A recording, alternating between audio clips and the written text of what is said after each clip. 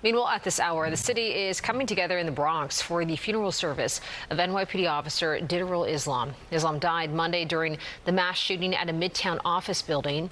Fox 5's Briella Tomasetti is live in the Parkchester section of the Bronx with more on how Officer Islam is being honored today. Briella.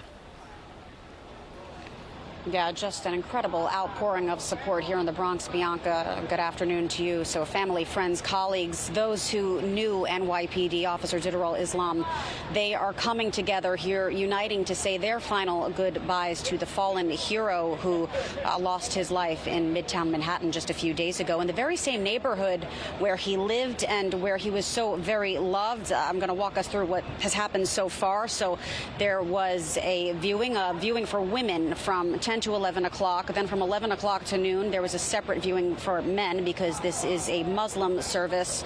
And right now for the next hour, NYPD executives, city officials, family, friends, those closest to Officer Islam are inside getting to pay their final respects, followed by a brief prayer service happening at 1:15.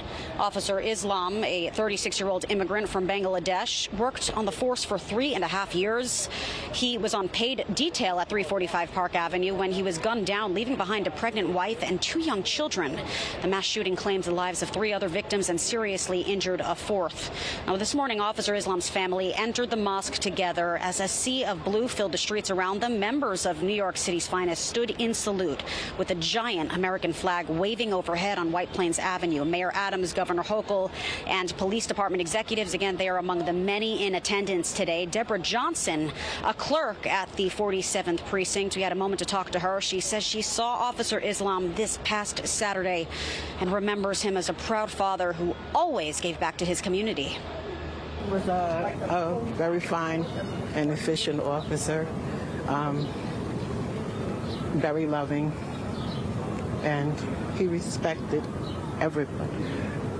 And it's just unfortunate that this happened. We always talked about his new baby coming.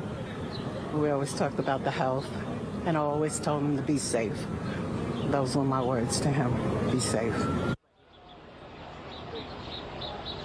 And today, the area around the mosque, typically filled with cars and subway commuters, well, it was completely transformed. Booths with food, snacks, and drinks lined this busy Bronx neighborhood as mourners from near and far showed an outpouring, like I said, of support for that 47th precinct officer. The founders of Project Thank a Cop told Fox 5 there was absolutely no question about giving back to a hero who put his own life on the line to protect others. The camaraderie is incredible. It's a brotherhood that is simply unbreakable. You take a look at these guys, they're always there for each other. They're risking their lives and they're saving our lives for their own.